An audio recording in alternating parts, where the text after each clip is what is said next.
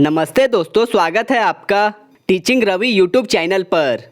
आज की इस वीडियो में हम बीपीएससी टियर 4 के लिए विज्ञान को एनसीईआरटी किताबों के आधार पर कवर करेंगे। यह वीडियो आपकी तैयारी को और भी मजबूत बनाएगा, इसलिए पूरा वीडियो जरूर देखें। हमारा आज का टॉपिक है उत्तक और इस चैप्टर में हम कवर करने वाले हैं। सबसे पहले हम जानेंगे क्या पौधे और जंतु एक ही तरह के उत्तकों से बने होते हैं। सेकेंड टॉपिक होगा हमारा पादप उत्तक। पादप उत्तक में हम कवर करेंगे विभज्योतक को। और सेकेंड होगा अस्थायी उत्तक।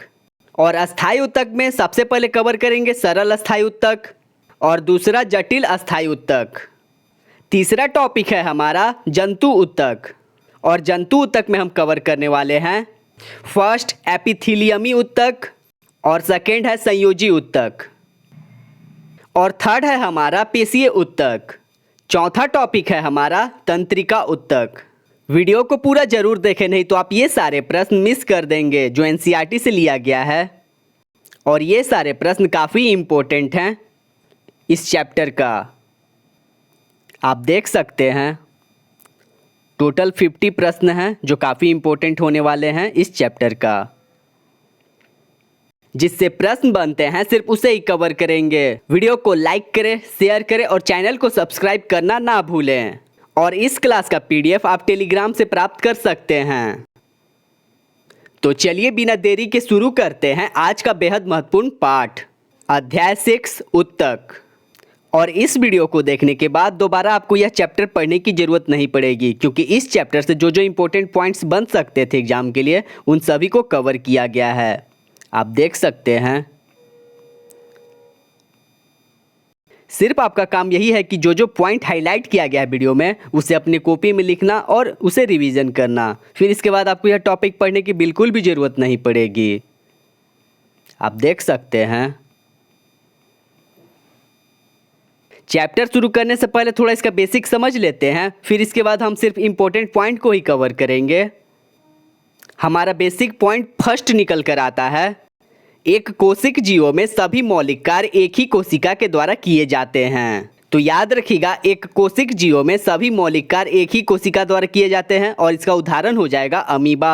अमीबा में एक ही कोशिका के द्वारा गति, भोजन लेने की क्रिया, गैसीय विनिमय और उत्सर्जन क्रिया संपन्न की जाती है। लेकिन बहुकोशिक जीवों में लाखों कोशिकाएं होती हैं और इनमें से भी अधिकतर कोशिकाएं कुछ विशिष्ट कार्यों को ही संपन्न करने में सक्षम होती हैं। तो जैसे कि यहाँ पर बताया गया है, मनुष्यों में पेशीय कोशिका फैलती और सिकुड़ती है जिससे गति होती है और तंत्रिका कोशिकाएं संदेशों की वाहक होती हैं। रक्त ऑक्सीजन, भोजन, हार्मोन और अपशिष्ट पदार्थों का वहन करता है। और इसे भी याद रखिएगा, बहुकोशिकीय जीवों में श्रम विभाजन होता है। और इस पॉइंट को तो आप लोग जानते ही हैं, कोशिकाओं का समूह उत्तक कहलाता है। और यहाँ पर उत्तक के उदाहरण बताए गए हैं, रक्त, फ्लोएम तथा पेशी उत्तक के उदाहरण हैं। तो यहाँ पर जो जो पॉइंट बताया गया ये सारे बेसिक थे जो इस चैप्टर की शुरुआत में ही बताया गया था। अब चलते हैं अपने टॉपिक पर। तो पहला हमारा टॉपिक है, क्या पौधे और जंतु एक ही तरह के उत्तकों से बने होते हैं। तो इस टॉपिक से जो जो इम्पोर्टेंट जानकारी है वो आपको बताया जा रहा और एग्जाम के लिए जो जो बेसिक जानकारी है वो भी बताया जा रहा। तो यहाँ पर पौधे और जंतु में अंतर स्पष्ट करके बताया जा रहा। पौधे स्थिर होते हैं, वे गति नहीं करते क्योंकि उन्हें सीधा खड़ा होना होता है, जिसके कारण उनमें बड़ी मात्रा में सहारा प्रदान करने वाले उत्तक होते हैं। और इसे भी याद रखिएगा कि ये सहारा प्रदान करने वाले उत्तक प्रायः मृत कोशिकाओं के बने होते हैं। और यहाँ पर जंतुओं के बारे में बताया गया है। तो जैसे कि हम जानते हैं कि जंतु भोजन, साथी और आश्रय की खोज में इधर उधर विचरण करते हैं और ये पौधों की अपेक्षा ऊर्जा का अधिक उपभोग करते हैं। और इसे याद रखिएगा कि जंतुओं के अधिकांश उत्तक जीवित होते हैं और पौधों के उत्तक प्रायः मृत कोशिकाओं के बने होते हैं। तो यहाँ पर पौधों के बारे में बताया गया और यहाँ पर जंतु के बारे में। तो इन दोनों के आधार पर हम कह सकते हैं कि तो अब आप समझ गए होंगे कि पौधे और जंतु एक ही तरह के उत्तकों से बने होते हैं या नहीं। सेकेंड टॉपिक है हमारा पादप उत्तक। पादप उत्तक में सबसे पहले हम लोग विभज्योतक को जानेंगे। तो जैसा कि आप चित्र 6.1 में देख रहे हैं, प्याज के मूल्य में वृद्धि।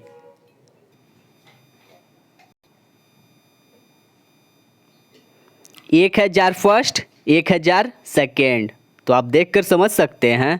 तो इसी आधार पर हम कह सकते हैं कि पौधों में वृद्धि कुछ निश्चित क्षेत्रों में ही होती है, और ऐसा इसलिए होता है क्योंकि विभाजित ऊतकों के उन भागों में पाए जाने के कारण होता है, और ऐसे ऊतकों को विभज्योतक कहते हैं। तो याद रखिएगा, पौधों में वृद्धि कुछ निश्चित क्षेत्रों में ही होती है, और ऐसा विभाजित ऊतकों के उन भागों में पाए जाने के कारण होता है, और ऐसे ऊतकों को विभज्योतक भी कहा जाता है। और ये वाला पॉइंट याद रखिएगा, ध्यान में रखिएगा, यह कथन के तौर पर भी पूछा जा सकता है।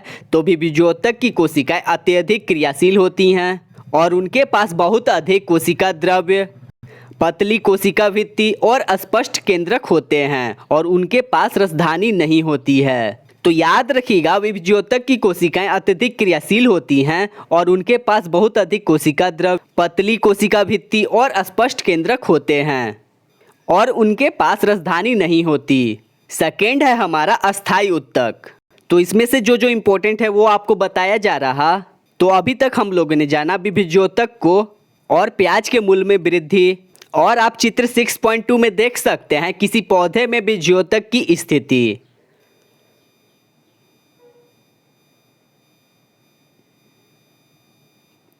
सेकेंड है अस्थायी ऊतक।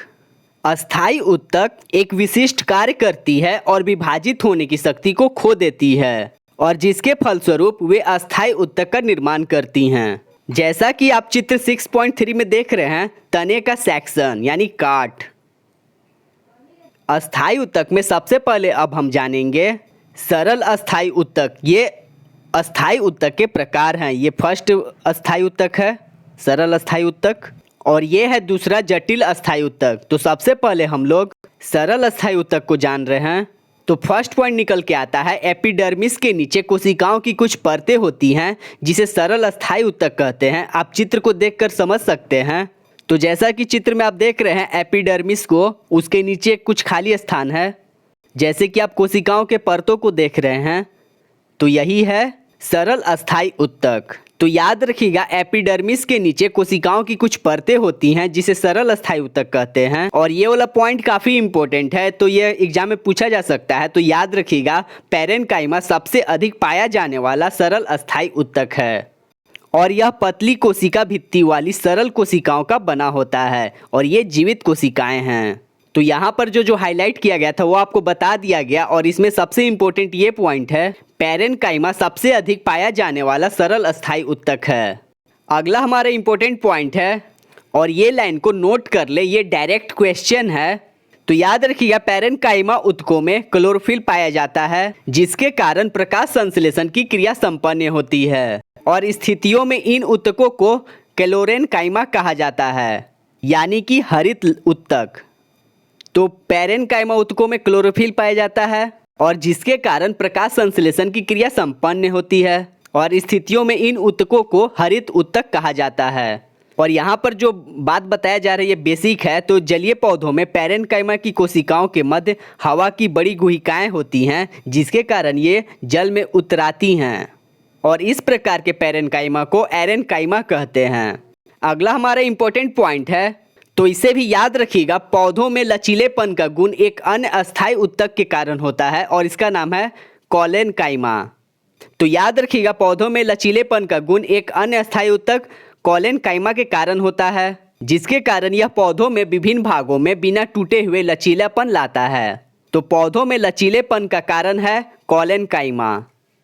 और यहाँ पर जो हाईलाइट किया गया है ये बेसिक जानकारी है। यह पौधों को यांत्रिक सहायता भी प्रदान करता है, और ये सब जो हाईलाइट किया गया ये कॉलेनकाइमा के बारे में बताया जा रहा। और इस ऊतक की कोशिकाएं जीवित, लंबी और अनियमित ढंग से कानों पर मोटी होती है। तो याद रखिएगा, इस ऊतक की कोशिकाएं जीवित, लंबी और अनियमित ढंग से कोनों पर मोटी होती है, तथा कोशिकाओं के बीच बहुत कम स्थान होता है। आप चित्र 6.4 में देख सकते हैं। चित्र 6.4 विभिन्न प्रकार के सरल ऊतक, पैरेन्काइमा फर्स्ट ए है और बी कॉलेनकाइमा। तो आप देख सकते हैं।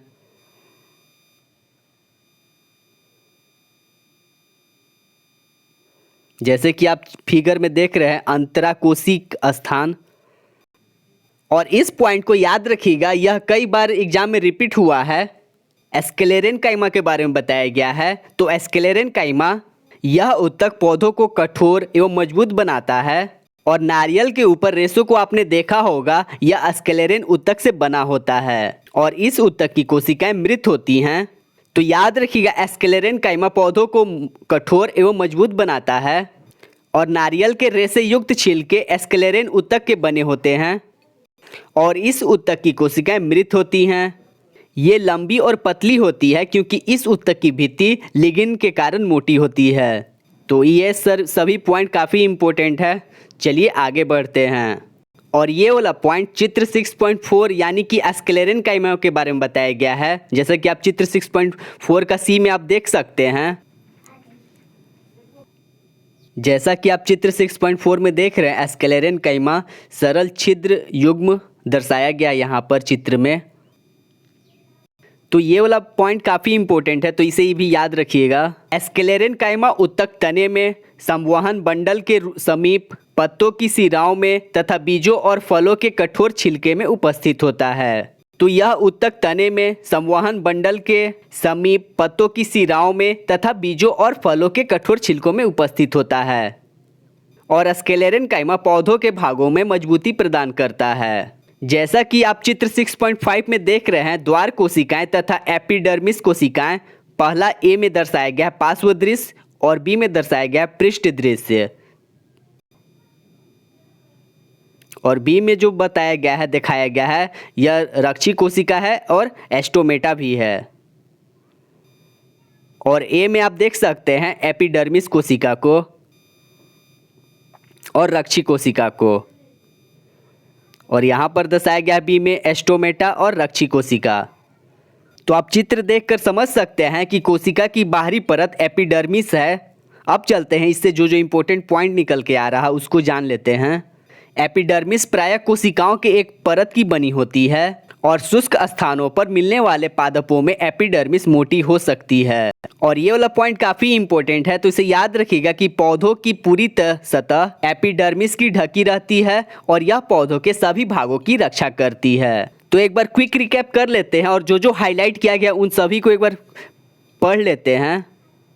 तो एपिडर्मिस प्रायः कोशिकाओं के एक परत की बनी होती है और शुष्क स्थानों पर मिलने वाले पादपों में एपिडर्मिस मोटी हो सकती है और पौधे की पूरी सतह एपिडर्मिस से ढकी रहती है। यह पौधों के सभी भागों की रक्षा करती है। एपिडर्मल कोशिका पौधों की बाह्य सतह पर प्रायः एक मोम जैसी जल प्रतिरोधी परत बनाती है। यह जल क्षय के विरुद्ध यांत्रिक आघात तथा परजीवी कवक के प्रवेश से पौधों की रक्षा करती है और एपिडर्मल कोशिकाओं का उत्तरदायित्व तो रक्षा करना होता है। अगला हमारा पॉइंट है, पत्ती की एपिडर्मिस में हम छोटे छोटे छिद्रों को देख सकते हैं, जैसा कि चित्र 6.5 में दिखाया गया है। जैसा कि अभी आपने चित्र में देखा, तो ये पत्ती की एपिडर्मिस में छोटे छोटे छिद्र थे और इन छिद्रों को एस्टोमेटा कहते हैं और एस्टोमेटा को दो वृक्क के आकार की कोशिकाएं घेरी रहती हैं जिन्हें रक्षी कोशिकाएं कहते हैं और ये वाला पॉइंट काफ़ी इंपॉर्टेंट है। तो याद रखिएगा, ये कोशिकाएं वायुमंडल में गैसों का आदान प्रदान करने के लिए आवश्यक हैं और वाष्पोत्सर्जन यानी वाष्प के रूप में पानी का निकलना की क्रिया में भी एस्टोमेटा के द्वारा होती है। तो याद रखिएगा कि एस्टोमेटा ये कोशिकाएं वायुमंडल से गैसों का आदान प्रदान करने के लिए आवश्यक होता है और वाष्पोत्सर्जन की क्रिया भी एस्टोमेटा के द्वारा होती है।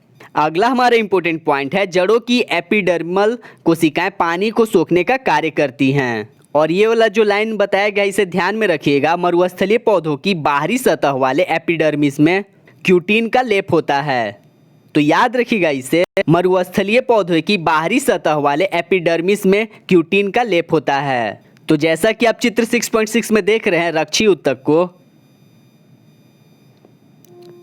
तो यहाँ पर दर्शाया गया है छाल कोशिकाएं और पटी हुई एपिडर्मिस को। तो यहाँ पर जो बताया गया है यह मरुस्थलीय पौधे के बारे में बताया गया है कि इसकी भित्ति पर सुबरीन नामक पदार्थ होता है जो इन छालों को हवा एवं पानी के लिए अभेद बनाता है। सेकेंड है हमारा जटिल अस्थायी उत्तक। तो अभी तक हम लोगों ने अस्थायी उत्तक के बारे में जाना। तो अस्थायी उत्तक के बारे में ये बताता है कि एक ही प्रकार की कोशिकाओं से बने उत्तक को अस्थायी उत्तक कहते हैं। तो अब हम लोग जानेंगे जटिल उत्तक को।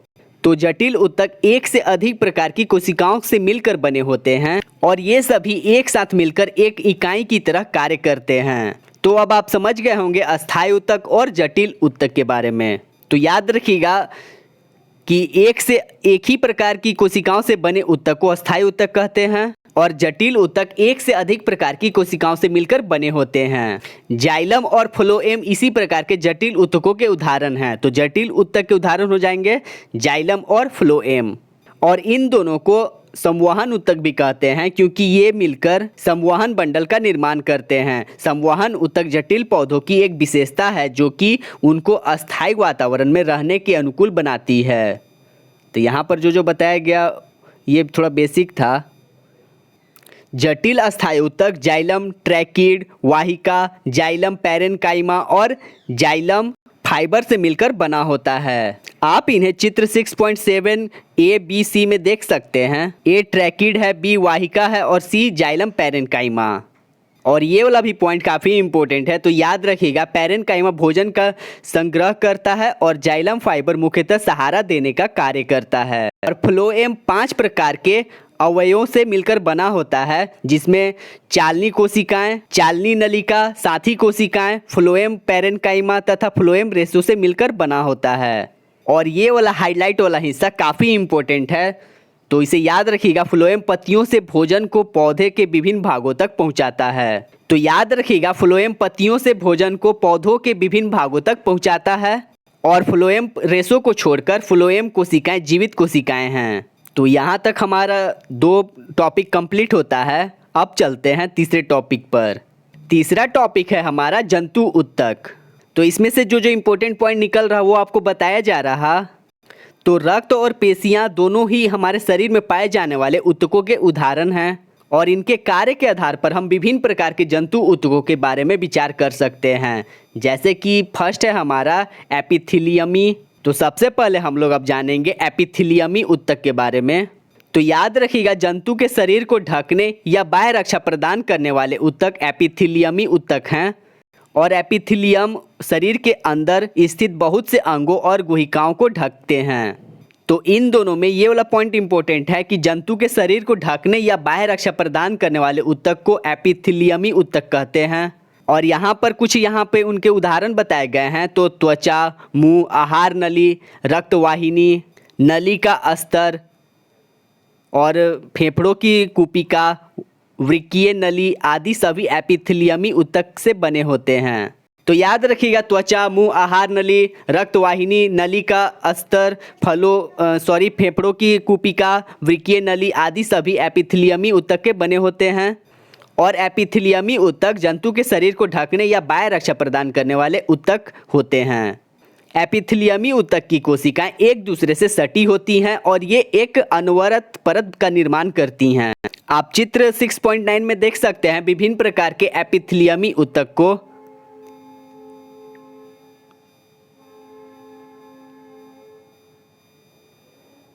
अगला हमारा इंपॉर्टेंट पॉइंट है एपिथीलियमी की संरचनाएं विभिन्न प्रकार की होती हैं जो उनके कार्यों पर निर्भर करती हैं। उदाहरण के लिए हो गया कोशिकाओं के रक्त नलिका अस्तर का कुपिका जहां पदार्थों का संवहन वर्णात्मक परागम झिल्ली द्वारा होता है और वहां पर चपटी एपिथीलियमी ऊतक कोशिकाएं होती हैं। तो याद रखिएगा कोशिकाओं में रक्त नलिका अस्तर या कुपिका पदार्थों का संवहन वर्णात्मक परागम झिल्ली द्वारा होता है। तो क्वेश्चन निकल के आ सकता है कि कोशिकाओं में रक्त नलिका अस्तर या कुपिका पदार्थों का संवहन किसके द्वारा होता है। तो इसका आंसर हो जाएगा वर्णात्मक परागम झिल्ली के द्वारा होता है।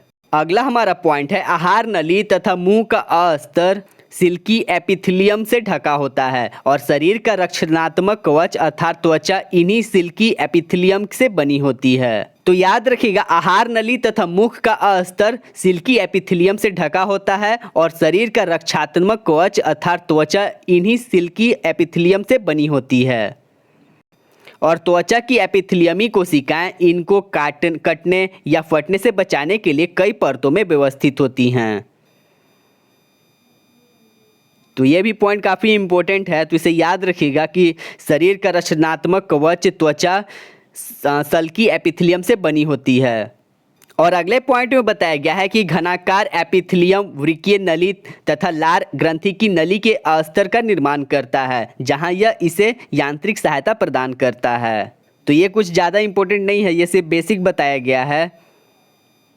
अगला है हमारा संयोजी ऊतक। तो इसमें से जो जो इम्पोर्टेंट हाईलाइट किया गया है वो आपको बताया जा रहा। तो याद रखिएगा, रक्त एक प्रकार का संयोजी ऊतक है और संयोजी ऊतक की कोशिकाएं आपस में कम जुड़ी होती हैं और अंतर कोशिकीय अधात्री में धंसी होती हैं, और यह अधात्री जेली की तरह तरल, सघन या कठोर हो सकती है और अधात्री की प्राकृतिक विशिष्ट संयोजी ऊतक के कार्य के अनुसार बदलती रहती है। तो याद रखिएगा, अधात्री की प्रकृति विशिष्ट संयोजी ऊतक के कार्य के अनुसार बदलती रहती है। और ये वाला पॉइंट काफ़ी इंपॉर्टेंट है, तो इसे याद रखिएगा। रक्त के तरल अधात्री भाग को प्लाज्मा कहते हैं, और इसे भी याद रखिएगा कि प्लाज्मा में लाल रक्त कणिकाएं यानी आरबीसी और श्वेत रक्त कणिकाएं डब्ल्यूबीसी तथा प्लेटलेट्स निलंबित होते हैं। और प्लाज्मा में प्रोटीन, नमक तथा हार्मोन भी होते हैं। रक्त गैसों, शरीर के पचे हुए भोजन, हार्मोन और उत्सर्जी पदार्थों को शरीर के एक भाग से दूसरे भाग में संवहन करता है। तो यहाँ पर जो जो बताया गया है पॉइंट वो सारे इंपॉर्टेंट हैं। तो एक बार क्विक रिकैप कर लेते हैं। तो याद रखिएगा, रक्त के तरल अधात्री भाग को प्लाज्मा कहते हैं और प्लाज्मा में लाल रक्त कणिकाएं आरबीसी, श्वेत रक्त कणिकाएं तथा प्लेटलेट्स निलंबित होते हैं। और प्लाज्मा में प्रोटीन, नमक तथा हार्मोन भी होते हैं। और रक्त गैसों, शरीर के पचे हुए भोजन, हार्मोन और उत्सर्जी पदार्थों को शरीर के एक भाग से दूसरे भाग में संवहन करता है। आप चित्र 6.10 में देख सकते हैं संयोजी ऊतकों के प्रकार को।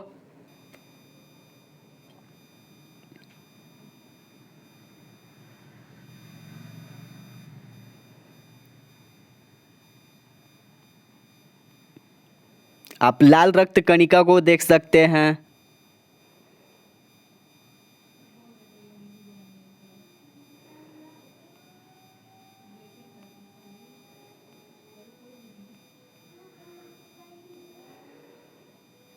और प्लाज्मा कोशिका, संपेशनी कोशिका। और यहाँ पर बताया गया संयोजी ऊतकों के प्रकार को। तो विभिन्न रक्त कणिकाएं, संहत अस्थि, कचाभ उपस्थि, सामय ऊतक, एरिओलर ऊतक, ये सभी संयोजी ऊतकों के प्रकार हैं। और ये है हमारा अगला की पॉइंट। तो अस्थि संयोजी ऊतक का एक अन्य उदाहरण है।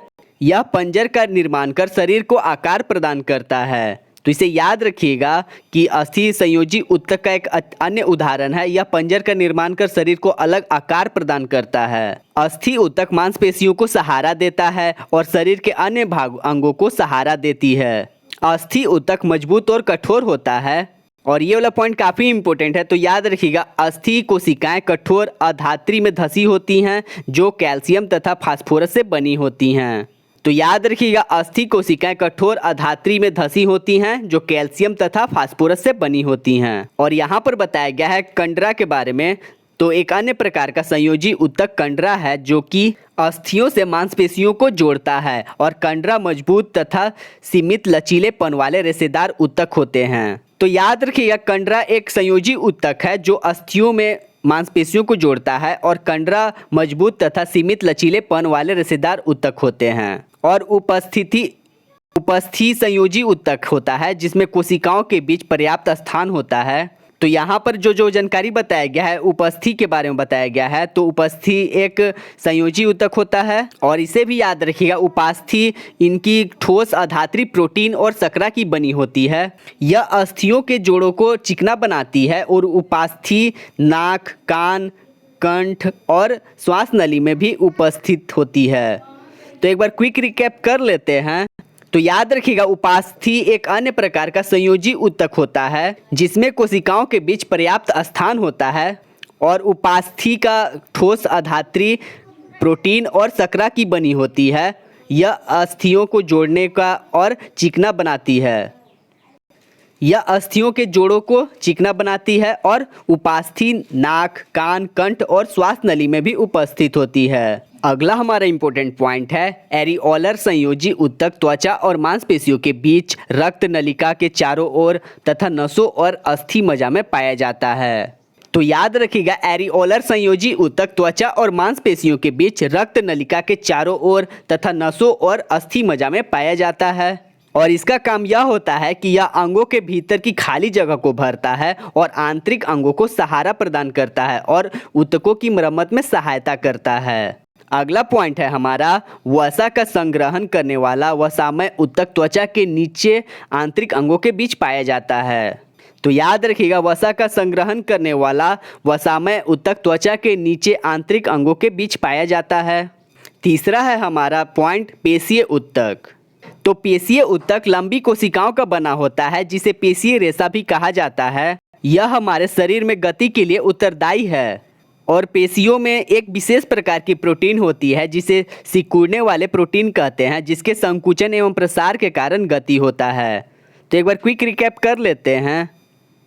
तो पेशीय ऊतक लंबी कोशिकाओं का बना होता है जिसे पेशीय रेशा भी कहा जाता है, जो हमारे शरीर में गति के लिए उत्तरदायी होता है और पेशियों में एक विशेष प्रकार की प्रोटीन होती है जिसे सिकुड़ने वाले प्रोटीन कहते हैं, जिसके संकुचन एवं प्रसार के कारण गति होती है। अगला है ऐच्छिक पेशी। तो हाथ और पैर में विद्यमान पेशियों को हम अपने इच्छा अनुसार आवश्यकता पड़ने पर गति करा सकते हैं या उसकी गति को रोक सकते हैं। तो इस प्रकार के पेशियों को ऐच्छिक पेशी कहते हैं और ऐच्छिक पेशी को कंकाल पेशी भी कहा जाता है, क्योंकि ये अधिकतर हड्डियों से जुड़ी होती है तथा शारीरिक गति में सहायता करती है।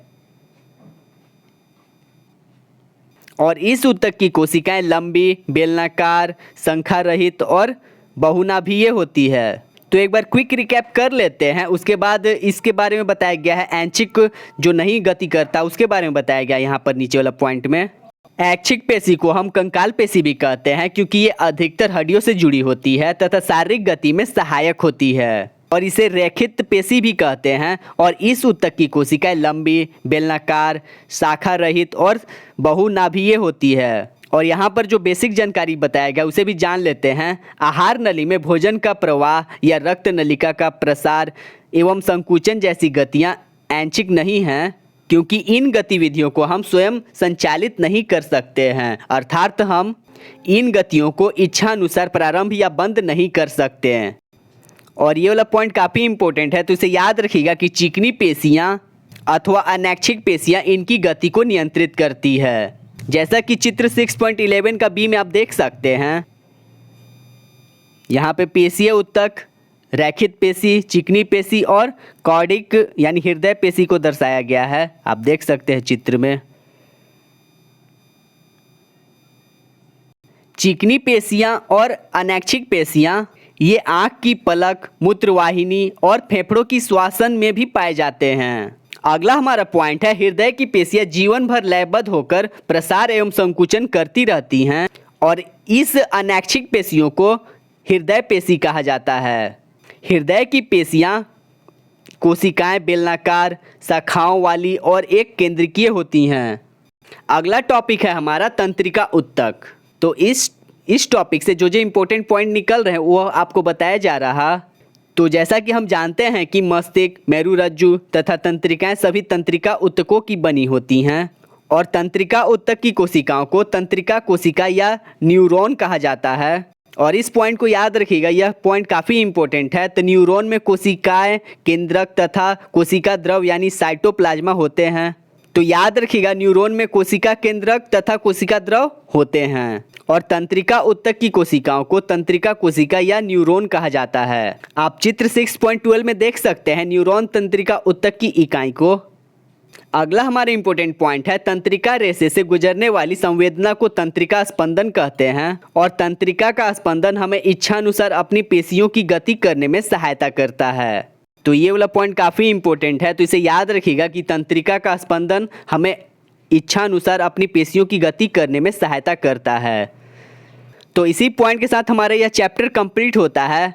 जो इम्पोर्टेंट हाईलाइट किया गया था वो आपको बता दिया गया। अब चलते हैं प्रश्नों की ओर। पहला हमारा क्वेश्चन है कोशिकाओं का वैसा समूह जो आकृति में समान हो तथा किसी कार्य को एक साथ संपन्न करते हैं क्या कहलाता है? तो इसका आंसर हो जाएगा ऊतक। तो याद रखिएगा कोशिकाओं का वैसा समूह जो आकृति में समान हो तथा किसी कार्य को एक साथ संपन्न करते हैं तो वह ऊतक कहलाते हैं। सेकेंड क्वेश्चन है हमारा जो काफ़ी इंपॉर्टेंट है, तो इसे वीवीआई के तौर पर आप इसे मार्क कर सकते हैं। वैसे पादप उत्तक जो विभाजित होने की शक्ति खो देते हैं उन्हें क्या कहते हैं? तो इसका आंसर हो जाएगा अस्थायी उत्तक। थर्ड हमारा क्वेश्चन है जड़ों एवं तनों की वृद्धि वाले भाग में किस प्रकार का विभज्योतक पाया जाता है? तो इसका आंसर हो जाएगा शीर्षस्थ। तो याद रखिएगा जड़ों एवं तनों की वृद्धि वाले भागों में शीर्षस्थ विभज्योतक पाया जाता है। अगला हमारा क्वेश्चन है कि अंतर्विशिष्ट विभज्योतक कहाँ पाए जाते हैं? तो इसका आंसर हो जाएगा सी, पौधों में, पर्व संधियों में। पांचवा हमारा क्वेश्चन है कि विभज्योतक कोशिकाओं में कौन सा कोशिका अंगक नहीं पाया जाता? तो विभज्योतक कोशिकाओं में केंद्रक, माइटोकॉन्ड्रिया और गोल्जिकाए ये तीनों पाए जाते हैं। तो इसका आंसर हो जाएगा डी, रसधानियां अंगक नहीं पाया जाता। क्वेश्चन नंबर 6, सबसे अधिक पाया जाने वाला सरल अस्थायी उत्तक क्या है? तो इसका आंसर हो जाएगा ए, पैरेन्काइमा। तो याद रखिएगा सबसे अधिक पाया जाने वाला सरल अस्थायी उत्तक पैरेन्काइमा है। क्वेश्चन नंबर 7, कौन सा उत्तक पौधों को कठोर एवं मजबूत बनाता है? तो इसका आंसर हो जाएगा डी, एस्क्लेरेन्काइमा। तो याद रखिएगा कि पौधों को कठोर एवं मजबूत एस्क्लेरेन्काइमा बनाता है। क्वेश्चन नंबर 8, एस्क्लेरेन्काइमा उत्तक की भित्ति किसके कारण मोटी होती है? तो इसका आंसर हो जाएगा बी, लिगिन के कारण एस्क्लेरेन उत्तक की भित्ति मोटी होती है। क्वेश्चन नंबर 9 है हमारा कि जलीय पौधों में पैरेन्काइमा को क्या कहते हैं? तो इसका आंसर हो जाएगा बी, एरेन्काइमा कहते हैं। तो याद रखिएगा कि जलीय पौधों में पैरेन्काइमा को एरेन्काइमा कहते हैं। क्वेश्चन नंबर 10 है हमारा पौधों में लचीलापन का गुण किस उत्तक के कारण आता है? तो इसका आंसर हो जाएगा सी, कैलेनकाइमा के कारण। तो याद रखिए पौधों में लचीलापन का गुण कैलेनकाइमा उत्तक के कारण आता है। क्वेश्चन नंबर 11 है कि उस सरल अस्थायी उत्तक का नाम बताएं जिसकी कोशिकाएं मृत होती हैं। तो इसका आंसर हो जाएगा सी, तो याद रखिएगा एस्क्लेरेन्काइमा। तो सरल अस्थायी उत्तक जिसकी कोशिकाएं मृत होती हैं एस्क्लेरेन्काइमा की। क्वेश्चन नंबर 12 है कि किस उत्तक को संवहन उत्तक भी कहते हैं? तो इसका आंसर हो जाएगा ए, जाइलम। तो याद रखिएगा जाइलम उत्तक को संवहन उत्तक भी कहते हैं। अगला हमारा क्वेश्चन है कि पत्तियों से भोजन को पौधों के विभिन्न भागों तक कौन सा उत्तक पहुंचाता है? तो याद रखिएगा फ्लोएम। तो पत्तियों से भोजन को पौधों के विभिन्न भागों तक कौन सा उत्तक पहुंचाता है? तो फ्लोएम पहुंचाता है। अगला क्वेश्चन है कि पादप में किस उत्तक द्वारा जल एवं खनिज लवण का संवहन होता है? तो इसका आंसर हो जाएगा ए, जाइलम। तो याद रखिए पादप में जाइलम उत्तक द्वारा जल एवं खनिज लवण का संवहन होता है। क्वेश्चन नंबर 15 है पश्चमाभी स्तंभकार एपिथेलियम कहाँ पाए जाते हैं? तो इसका आंसर हो जाएगा बी, श्वास नली में। तो याद रखिएगा पश्चमाभी स्तंभकार एपिथेलियम श्वास नली में पाए जाते हैं। क्वेश्चन नंबर 16 है कि जंतु शरीर को ढकने या बाह्य रक्षा प्रदान करने वाले उत्तक को क्या कहते हैं? तो ये आपको बताया गया था। तो इसका आंसर हो जाएगा बी, एपिथेलियम उत्तक। तो याद रखिएगा जंतु शरीर को ढकने या बाह्य रक्षा प्रदान करने वाले उत्तक को एपिथेलियमी उत्तक कहते हैं। 17वां हमारा क्वेश्चन है कि वृक्कीय अस्तर जिसके द्वारा बना होता है? तो इसका आंसर हो जाएगा ए, घनाभकार एपिथेलियम से बना होता है। क्वेश्चन नंबर हमारा 18 है कि रक्त तथा अस्थि किस प्रकार के उत्तक हैं? तो इसका आंसर हो जाएगा संयोजी उत्तक। याद रखिएगा रक्त तथा अस्थि संयोजी उत्तक के प्रकार हैं। क्वेश्चन नंबर 19 है हमारा कि नारियल के रेशे युक्त छिलके किस उत्तक से बने होते हैं? तो ये भी आपको बताया गया था एस्क्लेरेन्काइमा। तो याद रखिएगा नारियल के रेशे युक्त छिलके एस्क्लेरेन्काइमा उत्तक से बने होते हैं। क्वेश्चन नंबर 20 है कि दो अस्थियों को आपस में जोड़ने वाले उत्तक को क्या कहते हैं? तो इसका आंसर हो जाएगा बी, स्नायु कहते हैं। तो याद रखिए दो अस्थियों को आपस में जोड़ने वाले उत्तक को स्नायु कहते हैं। क्वेश्चन नंबर 21 है कि वह संयोजी उत्तक जो मांसपेशियों को अस्थियों से जोड़ता है क्या कहलाता है? तो इसका आंसर हो जाएगा सी, कंडरा। तो याद रखिएगा कि कंडरा संयोजी उत्तक मांसपेशियों को अस्थियों से जोड़ता है। ये वाला भी प्रश्न काफ़ी इम्पोर्टेंट है, तो इसे याद रखिएगा कि कंडरा संयोजी उत्तक जो मांसपेशियों को अस्थियों से जोड़ता है। क्वेश्चन नंबर 22 है कि उस संयोजी उत्तक का नाम बताएं जो नाक, कान, कंठ और श्वास नली में उपस्थित होते हैं। तो इसका आंसर हो जाएगा बी, उपास्थि। क्वेश्चन नंबर 23, उस उत्तक का नाम बताएं जो शरीर के गति के लिए उत्तरदायी है। तो इसका आंसर हो जाएगा पेशीय। तो पेशीय उत्तक शरीर की गति के लिए उत्तरदायी होता है। क्वेश्चन नंबर 24 है कि निम्नलिखित में से कौन सा संयोजी उत्तक नहीं है? तो इसका आंसर हो जाएगा डी, कंकाल पेशी। क्वेश्चन नंबर 25 है कि कार्डिक पेशी उत्तक कहाँ पाया जाता है? तो इसका आंसर हो जाएगा बी, हृदय। तो याद रखिए कार्डियक पेशी ऊतक हृदय में पाया जाता है। क्वेश्चन नंबर 26 पूछता है कि तंत्रिका ऊतक की इकाई क्या है? तो इसका आंसर हो जाएगा ए, न्यूरॉन। तो याद रखिए तंत्रिका ऊतक की इकाई न्यूरॉन है। क्वेश्चन नंबर 27 है कि मस्तिष्क, मेरुरज्जु तथा तंत्रिकाएं किस ऊतक की बनी होती हैं? तो ये सब आपको पता ही होगा। इसका आंसर हो जाएगा बी, तंत्रिका। क्वेश्चन नंबर 28 है कि किस प्रकार के ऊतकों की क्रियाशीलता के कारण पौधों में वार्षिक विलय बनते हैं? तो इसका आंसर हो जाएगा ए, संवहन ऊतक। तो याद रखिए संवहन ऊतक की क्रियाशीलता के कारण पौधों में वार्षिक विलय बनते हैं। क्वेश्चन नंबर 29 है कि निम्नलिखित में से कौन फ्लोएम का भाग नहीं है?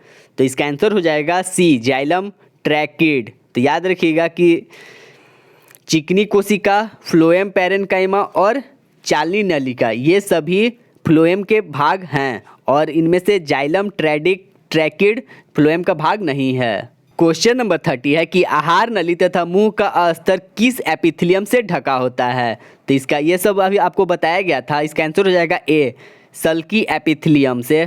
तो याद रखिएगा आहार नली तथा मुंह का अस्तर सल्की एपिथेलियम से ढका होता है। क्वेश्चन नंबर 31 है कि इनमें से कौन न्यूरॉन का भाग नहीं है? तो इसका आंसर हो जाएगा डी, माइटोकॉन्ड्रिया। तो इसमें से तंत्रिकाक्ष, डेंड्राइट, केंद्रक ये सभी न्यूरॉन का भाग हैं और माइटोकॉन्ड्रिया न्यूरॉन का भाग नहीं है। क्वेश्चन नंबर 32 है कि दो तंत्रिका कोशिकाएं के मध्य खाली स्थान को क्या कहते हैं? तो इसका आंसर हो जाएगा बी, सिनेप्स। तो याद रखिएगा कि दो तंत्रिका कोशिका के मध्य के खाली स्थान को सिनेप्स कहा जाता है। क्वेश्चन नंबर 33 है कि हमारे शरीर में वसा का संचय किस ऊतक में होता है? तो इसका आंसर हो जाएगा डी, एडिपोज में होता है। तो याद रखिएगा हमारे शरीर में वसा का संचयन एडिपोज में ऊतक में होता है। क्वेश्चन नंबर 34 है कि एक तंत्रिका कोशिका की लंबाई कितनी होती है? तो इसका आंसर हो जाएगा सी, 1 मीटर। तो याद रखिएगा एक तंत्रिका कोशिका की लंबाई लगभग 1 मीटर होती है। क्वेश्चन नंबर 35 है कि कौन से ऊतक प्राय पौधों में भोजन का भंडारण करते हैं? तो इसका आंसर हो जाएगा ए, पैरेन्काइमा। तो याद रखिएगा पैरेन्काइमा ऊतक प्राय पौधों में भोजन का भंडारण करते हैं। काफ़ी अच्छा क्वेश्चन है। क्वेश्चन नंबर 36, एरियोल संयोजी ऊतक नहीं पाया जाता है। तो एरियोल संयोजी ऊतक में रक्त वाहिकाओं और आंतरिक अंगों के बीच में। तो इसका आंसर हो जाएगा ए, दांतों और मसूड़ों के बीच एरियोल संयोजी ऊतक नहीं पाया जाता। क्वेश्चन नंबर 37 है कि जानवरों में निम्नलिखित में से कौन सा ऊतक संकुचन और विश्राम से गुजरता है? तो इसका आंसर हो जाएगा ए, पेशी ऊतक। तो याद रखिए जानवरों में पेशीय ऊतक संकुचन और विश्राम से गुजरता है।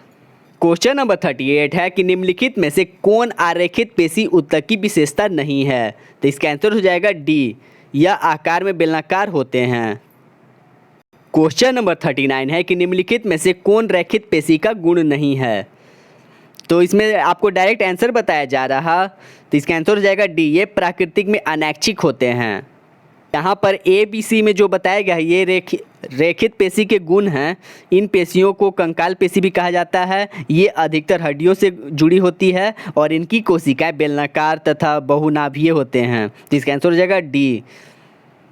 क्वेश्चन नंबर 40 है कि कार्डियक पेशियों की कोशिकाएं कितने केंद्रकों की होती है? तो इसका आंसर हो जाएगा ए, एक केंद्रकीय होती है। तो याद रखिएगा कार्डियक पेशियों की कोशिकाएं एक केंद्रकीय की होती हैं। क्वेश्चन नंबर 41, निम्नलिखित में से क्या तंत्रिका ऊतक की विशेषता नहीं है? तो इसका आंसर हो जाएगा सी, ये ऊतक हमारे शरीर के गति के लिए उत्तरदायी होते हैं। तो इसका आंसर हो जाएगा सी। और यहाँ पर ए, बी और डी जो बताया गया ये तंत्रिका ऊतक की विशेषता है। क्वेश्चन नंबर 42, निम्न में से कौन जंतु ऊतक नहीं है? तो इसका आंसर हो जाएगा ए, पैरेन्काइमा। तो पैरेन्काइमा जंतु ऊतक नहीं है। क्वेश्चन नंबर 43 है कि निम्न में से कौन पादप ऊतक नहीं है? तो इसका आंसर हो जाएगा सी, एपिथेलियम। तो याद रखिएगा कोलेनकाइमा, जाइलम, फ्लोएम पादप ऊतक हैं और एपिथेलियम पादप ऊतक नहीं है। क्वेश्चन नंबर 44 है कि निम्नलिखित में से कौन एक सरल अस्थायी ऊतक है? तो इसका आंसर हो जाएगा डी, एस्केलेरेनकाइमा। क्वेश्चन नंबर 45, निम्नलिखित में से कौन विभज्योतक नहीं है? तो इसका आंसर हो जाएगा डी, पैरेन्काइमा ऊतक। तो शीर्षस्थ उत्तक, पार्श्व उत्तक, अंतर्विष्ट उत्तक, ये सभी विभज्योतक के उदाहरण हैं, विभज्योतक हैं। और इसमें से डी जो है वो विभज्योतक नहीं है, पैरेन्काइमा उत्तक। क्वेश्चन नंबर 46, जहाँ अवशोषण एवं श्रवण होता है वहाँ कौन सी एपिथेलियम कोशिकाएं मौजूद होती हैं? तो इसका आंसर हो जाएगा ए, स्तंभाकार एपिथेलियम। तो याद रखिए, जहाँ अवशोषण एवं स्राव होता है वहाँ पर स्तंभाकार एपिथेलियम मौजूद होते हैं। क्वेश्चन नंबर 47 है कि निम्नलिखित में से कौन पेशीय उत्तक नहीं है? तो इसका आंसर हो जाएगा डी, उपास्थि। क्वेश्चन नंबर 48 है कि उस पेशीय उत्तक का नाम बताएं जिनकी कोशिकाएं लंबी, बेलनाकार, शाखा रहित और बहुनाभीय होती है। तो इसका आंसर हो जाएगा ए, रेखित पेशी। तो याद रखिएगा, रेखित पेशी जिसकी कोशिकाएं लंबी, बेलनाकार और शाखा रहित और बहुनाभीय होती हैं। क्वेश्चन नंबर 49 है कि उस संयोजी उत्तक का नाम बताएं जिसकी कोशिकाएं वसा की गोलिकाओं से भरी होती है। तो ये तो आपको पता ही होगा, इसका आंसर हो जाएगा डी, वसामय उत्तक। क्वेश्चन नंबर 50 है कि लाल रक्तकण, श्वेत रक्तकण, प्लेटलेट्स आदि किस जंतु उत्तक में पाए जाते हैं? तो इसका आंसर हो जाएगा, इसका आंसर आप कमेंट बॉक्स में ज़रूर बताइएगा। तो इसी प्रश्न के साथ हमारा टोटल 50 प्रश्न कंप्लीट होता है और इसमें से जो प्रश्न बताए गए थे वो बेसिक से एडवांस सारे कवर किए गए हैं। उम्मीद करते हैं कि ये सारे प्रश्न आपको अच्छे लगे हों और इस चैप्टर से जो इम्पोर्टेंट पॉइंट्स और प्रश्न बन सकते थे उन सभी को आपको बता दिया गया। उम्मीद करते हैं कि आपको क्लास पसंद आई हो और अपना फीडबैक ज़रूर दें क्लास के बारे में। और इस क्लास का PDF आप टेलीग्राम से प्राप्त कर सकते हैं।